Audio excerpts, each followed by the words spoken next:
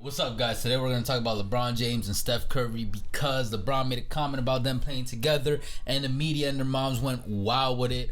And I personally think it's one of the most overrated, overhyped topics in the NBA in recent years.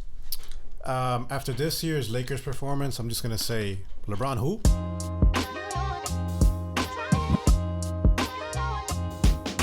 Why do I think this is overrated and overhyped? Well, easy as look at their ages.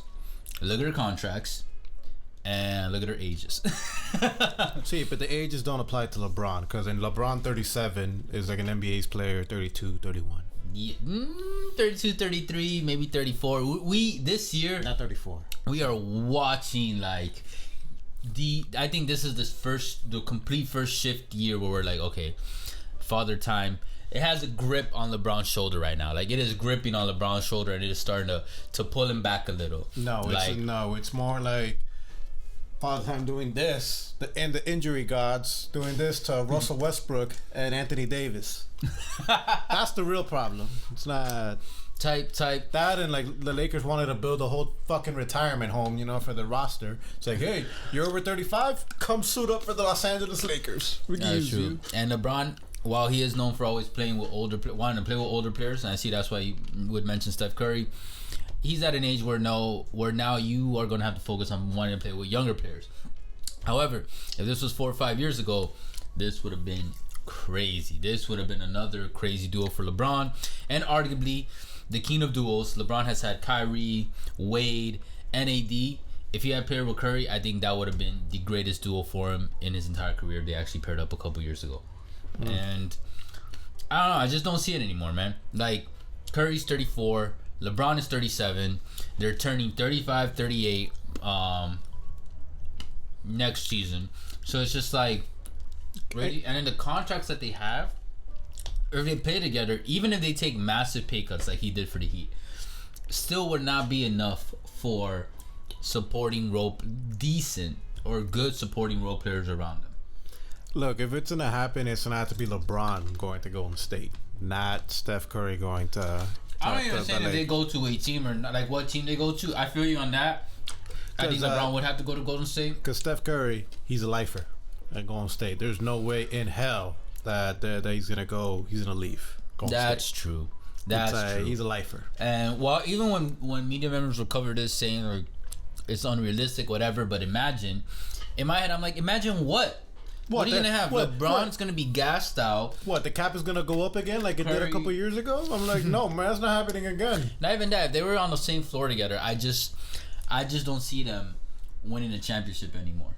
Like, not as guaranteed. Could they? Yes. Yeah, it used to be. I'm not saying they can't. Yeah, like you said, LeBron used to be a guaranteed ticket, bus meal. Yeah, and to get with to Curry, the finals. But like now, they're gonna get gassed out with today's young players. And on top of that, the positionless basketball we play, like on defense, everybody has to run around, switch up.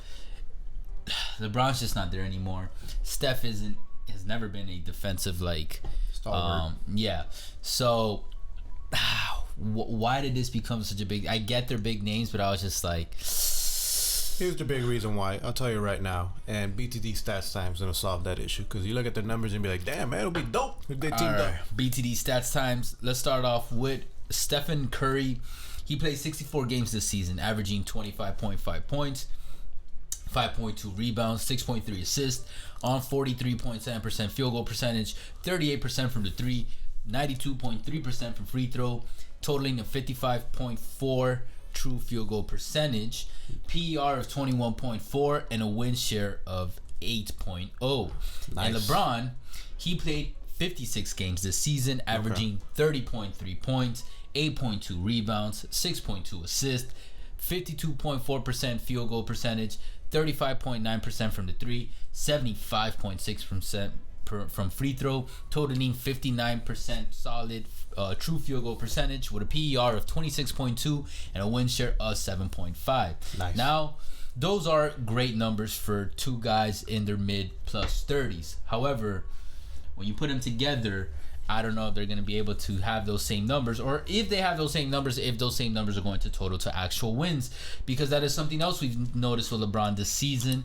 He is, and I'm a LeBron fan, This is my Jordan. This is the guy I grew up watching. That means he's your GOAT? He is not my GOAT, though. I'm glad you pointed that out. It's still Jordan, in my opinion. Nah. However, I know you got Kareem, right? Yeah, Kareem's my GOAT. But it's not LeBron for either of us. However, he is our Jordan. That's the guy we watched growing up. And I say all that to say, so you guys don't hate on me for these comments. This year, I feel like I'm watching a different LeBron. He comes off more distasteful. He seems to be a little more selfish on just padding up his stats for like the Kareem record, averaging being the oldest player to average 30 points per game for a whole season, trying to win the scoring title, and knowing that the Lakers weren't gonna do shit. Like, you know what I mean? He could say all he wants in the media and post and pre-game conferences, but like, you know, in the back of his mind, he kind of knows where things are going throughout the season. And well, of course, man, he was already mailing it in for next year, from what it seems, man. Like, already mid-year, you're already thinking, like, I think Anthony Davis was bringing this up in an interview, like, oh, health, blah blah blah, talking this shit. They would have been like the Suns and whatnot. Honest to whatever you believe in, Andrade. If Anthony Davis was at 100%, would you really believe that the Lakers win a championship this year? Nah, they'll be in the playoffs. Okay, yeah, But I don't think it would have won. Exactly. That dynamic was not, and that's something we both called early. I tweeted about it. Erwin mentioned it in videos. Damn, I'm mistaking you for LeBron now. Yeah, I did, man. Yeah, pretty much I said, man, we're history's repeating itself again. It's a 2012-2013 Lakers all over again. Everybody and their mothers was hyped. Oh my God, they got Steve Nash. Oh my God, they got Dwight Howard. What happened? They barely made it to the playoffs. And we did say, though, or at least I said that, if there was anyone to make it work, it would be LeBron. Like, anyone to make it work with Westbrook in this Lakers team, it would be LeBron. However, not even LeBron. It's not even that. Westbrook doesn't deserve all the blame. No, he doesn't. He doesn't. Because this is something with the whole team in general. Yeah. Like, even from upstairs, Rob Pelinka saying, like, a quote saying, this is like the best like Lakers team assembled of all time or along those lines. I'm paraphrasing. And with LeBron joking around on Twitter on April Fool's saying, nah, yeah, man, I'm not gonna be playing for the. I'm like, bro, man, you guys are looking like a dumpster fire this season, man. You guys are in no place to be joking around like that. No, facts. And I just wanna bring up something Chris Broussard said on First Things First. And it was just like, LeBron needs to go back to being more humble. Facts. And now, I'm not saying that of him as a person, but just as a player and a team leader. Like I said, he does come off different to me. Now, he comes off a little more fake, a little more distasteful.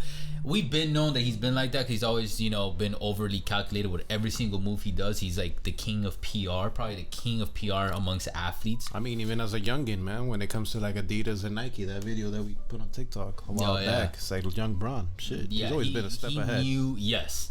And now it's just like, how many times have we seen the memes of how he is always on the first page of a book? And it's just like, dude, where's the genuine LeBron we used to see more often, And I'm saying genuine, as genuine as we could get from him in the public eye.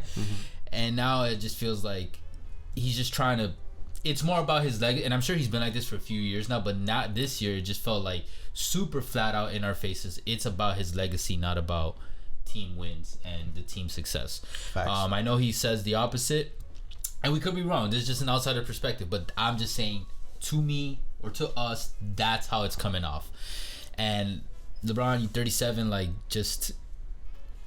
take the back seat. I think it is time. This season was the biggest shift, in my opinion, where we saw father time.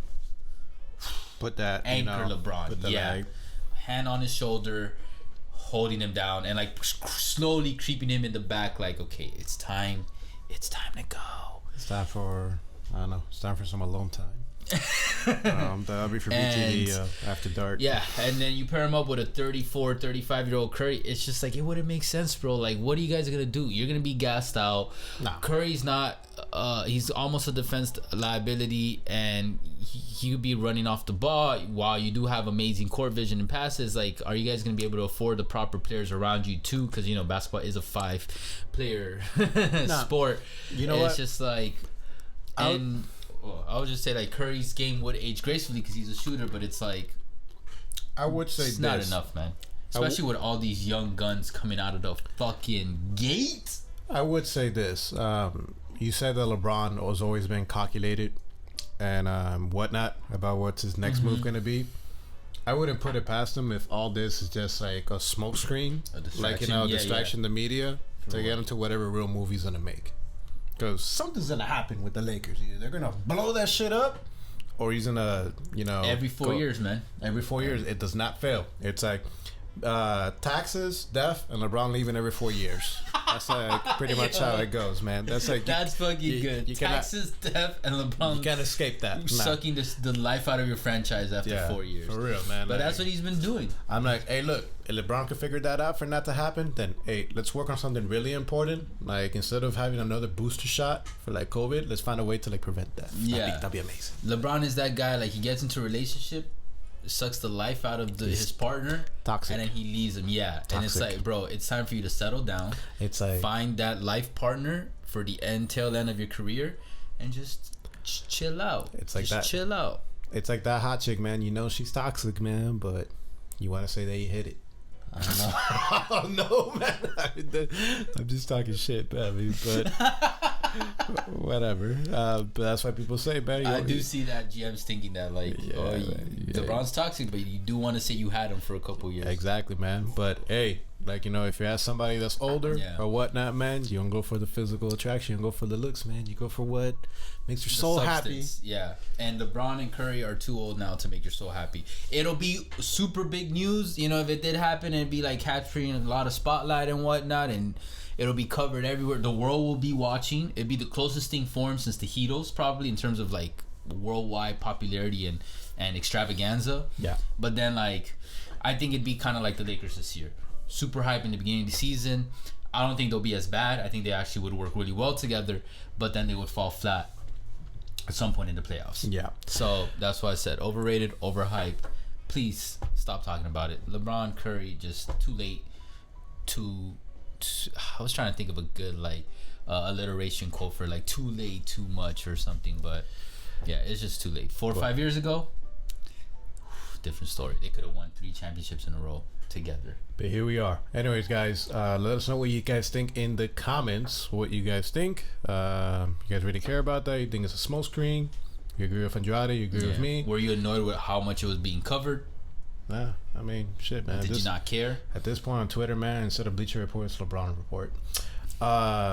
But anyways, appreciate all the love and the hate. You guys already know. Facebook, Twitter, TikTok, Instagram, all podcast streaming platforms. We'll catch you guys soon. For now, take care.